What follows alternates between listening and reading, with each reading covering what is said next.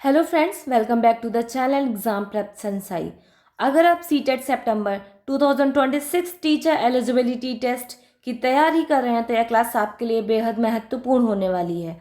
आज हम ईवीएस के एक बेहद महत्वपूर्ण टॉपिक बर्ड्स पढ़ेंगे। इस टॉपिक से सीटेट में हर बार प्रश्न पूछे जाते हैं। तो वीडियो शुरू करने से पहले चैनल को सब्सक्राइब कर लीजिए, वीडियो को लाइक कर लीजिए और अपने सभी सीटेट साथियों के साथ शेयर कर लीजिए। तो चलिए बिना समय गंवाए इस क्लास को शुरू करते हैं। आज का पहला प्रश्न है, पक्षियों के शरीर पर पंख क्यों होते हैं? तो ऑप्शन कुछ इस प्रकार है। ए, शरीर को भारी बनाने के लिए, या फिर बी, उड़ने और शरीर को गर्म रखने के लिए, सी, केवल सुंदर दिखने के लिए, या फिर डी, पानी पीने के लिए। जी हाँ, इसका सही आंसर है बी, उड़ने और शरीर को गर्म रखने के लिए। B is a correct answer. पक्षियों के जो पंख होते हैं वो उन्हें ठंड से बचाने में हेल्प करते हैं। तो चलिए प्रश्न नंबर 2 की ओर बढ़ते हैं। कौन सा पक्षी उड़ नहीं सकता? ऑप्शन नंबर ए, कबूतर, बी, तोता, सी, शुतुरमुर्ग, या फिर डी, मैना। Option number C is a correct answer, शुतुरमुर्ग। शुतुरमुर्ग दुनिया का सबसे बड़ा पक्षी है और इसका शरीर बहुत भारी होता है, इसलिए ये उड़ नहीं सकता। लेकिन हाँ, ये दौड़ता बहुत तेज है। ठीक है, आपको समझ में आ गया होगा। तो चलिए प्रश्न नंबर 3 की ओर बढ़ते हैं। प्रश्न नंबर 3 है हमारा, पक्षी घोंसला क्यों बनाते हैं? तो इसके ऑप्शन कुछ इस प्रकार है। ए, खेलने के लिए, बी, भोजन रखने के लिए, या फिर सी, अंडे देने और बच्चों की सुरक्षा के लिए, डी, केवल आराम करने के लिए। जी हाँ, इसका सही आंसर क्या है? सी, अंडे देने और बच्चों की सुरक्षा के लिए। पक्षी किस लिए घोंसला बनाते हैं? तो अंडे देने और अपने बच्चों की सुरक्षा के लिए वो लोग घोंसला बनाते हैं, मतलब एक तरीके से अपना घर बनाते हैं। चलिए प्रश्न नंबर 4 की ओर बढ़ते हैं। प्रश्न नंबर 4 है हमारा, कौन सा पक्षी रात में अधिक सक्रिय रहता है? तो इसके भी ऑप्शन कुछ इस प्रकार हैं। ए, गौरैया, बी, कौवा, सी, उल्लू, या फिर डी, कबूतर। जी हाँ, इसका सही आंसर है सी, उल्लू। उल्लू जो है वो रात में ज़्यादा सक्रिय रहता है, मतलब उसको रात में ज़्यादा दिखाई देता है, इसलिए वो अपने शिकार जो है वो रात में करता है, उसे दिन में नहीं दिखाई देता है। वैसे तो ये आप लोग छोटे पर से सुनते चले आ रहे होंगे कि उल्लू जो है वो रात में दिख पाता है। तो चलिए प्रश्न नंबर 5 की ओर बढ़ते हैं। प्रश्न नंबर 5 हमारा है, पक्षियों की चोंच का आकार अलग अलग क्यों होता है?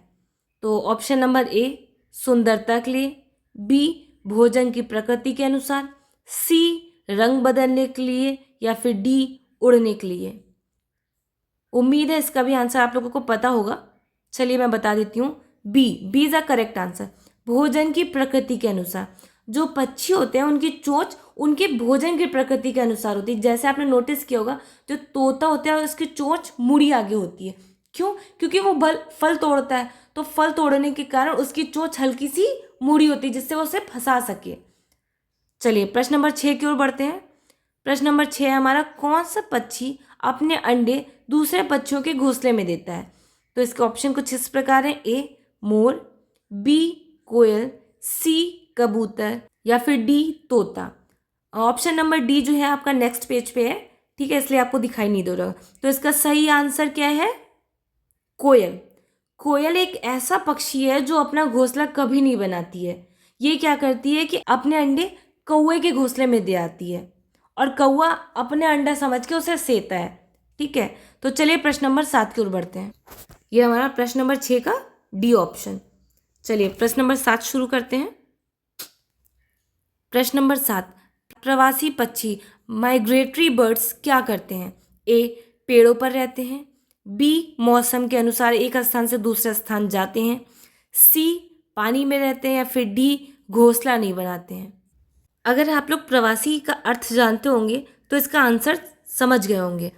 प्रवासी का अर्थ क्या होता है कि एक स्थान से दूसरे स्थान की ओर जाना। ठीक है ना, तो इसका सही आंसर होगा B is a correct answer. मौसम के अनुसार एक स्थान से दूसरे स्थान जाते रहते हैं वो। अच्छा, एक स्थान से दूसरे स्थान क्यों जाते हैं?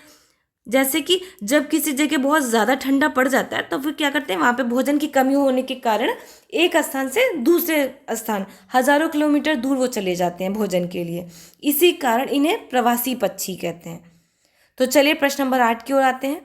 प्रश्न नंबर 8 है हमारा, पक्षियों की हड्डियां कैसी होती हैं? ए, बहुत भारी, बी, ठोस, सी हल्की और खोखली, या फिर डी लकड़ी जैसी। तो इसका सही आंसर क्या है? Option number C is a correct answer, हल्की और खोखली। अच्छा, पक्षियों की हड्डियां जो है हल्की और खोखली क्यों होती हैं? जिससे इन्हें उड़ने में आसानी रहे। चलिए प्रश्न नंबर 9 की ओर बढ़ते हैं। भारत का राष्ट्रीय पक्षी कौन है? ऑप्शन नंबर ए तोता, बी मोर, सी कबूतर, या फिर डी कौवा। इसका आंसर तो आप सभी को पता होगा कि इसका सही आंसर है option number B is a correct answer. और यह अपनी सुंदरता और रंग बिरंगे पंखों के कारण भारत का राष्ट्रीय पक्षी कहलाता है। चलिए प्रश्न नंबर 10 की ओर आते हैं। प्रश्न नंबर 10 है हमारा, कौन सा पक्षी पीछे की ओर उड़ सकता है? तो इसके ऑप्शन कुछ इस प्रकार है, ए बाज, बी कबूतर, सी हमिंग बर्ड, या फिर डी तोता। तो इसका सही answer option number C is a correct answer, hummingbird. Hummingbird जो है वो दुनिया के एकमात्र पक्षी है जो पीछे की ओर उड़ सकता है। ठीक है ना? तो ये इस क्लास का अंतिम प्रश्न था। इसी के साथ अपनी क्लास को मैं समाप्त करती हूँ। अगर आपको यह क्लास पसंद आई हो तो प्लीज़ इस वीडियो को लाइक करिएगा, चैनल को सब्सक्राइब करिएगा और अपने दोस्तों के साथ ज़्यादा से ज़्यादा शेयर करिएगा। धन्यवाद।